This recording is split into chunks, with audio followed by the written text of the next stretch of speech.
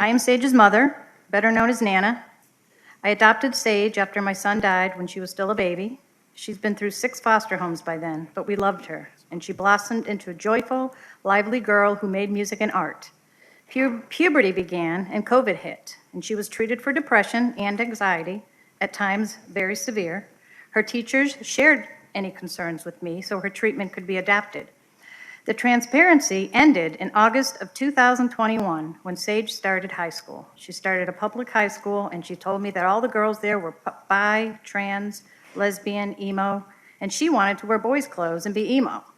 Because I saw it as just a phase, it was fine with me.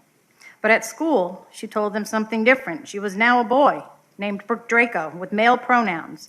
Sage asked the school not to tell me, and they did not tell me, even though I informed them of her mental health history and medication. If I had known, this would be a much different story. She was terribly bullied. No one told me, but boys followed her, touched her, threatened violence and rape. Something happened in the boys' bathroom, but for 2 days, the school told me nothing. They kept meeting with Sage alone, and she became so distraught, they called me to pick her up. That evening, I found a hall pass labeled Draco, and Sage told me she was identifying as a boy, and that her counselor said she could use the boys' bathroom. She'd been jacked up against the wall by a group of boys. She was crying, terrified. I said, just stay home, we'll figure it out. That was my last conversation with Sage for 5 months. The night she ran, she thought to a young friend she'd met online. She left a note saying she was scared of what would happen if she stayed. The sheriff, FBI, search dogs were called in. I dropped to my knees in prayer. 9 days later, the FBI found her in Baltimore. My baby had been lured online, sex trafficked by DC, then Maryland.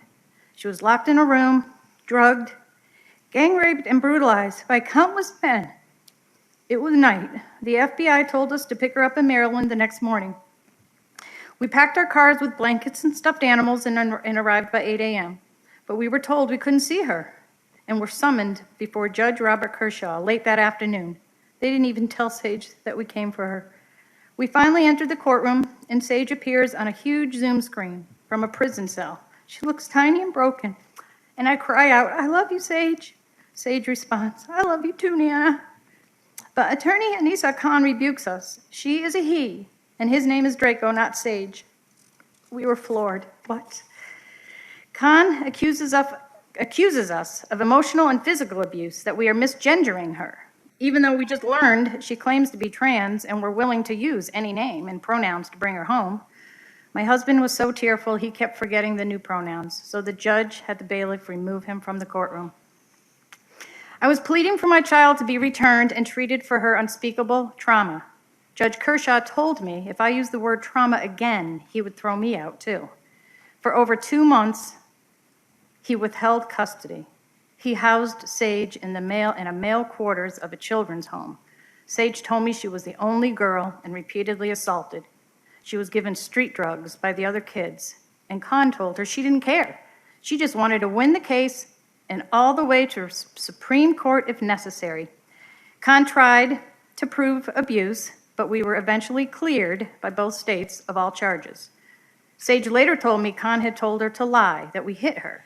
Khan even had Sage's school counselors testify against us, though they barely knew Sage, and they didn't know us at all. Khan told my precious child I didn't want her anymore. I found out Sage never received any of the letters I sent her.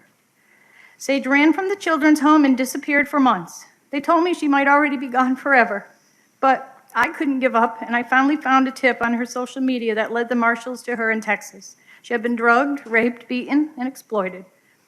This time, I was able to be with her for the traumatic rape exam and to bring her home. Back in Virginia, she entered the mental health facility that Judge Kershaw had ordered, as it would affirm her as a male.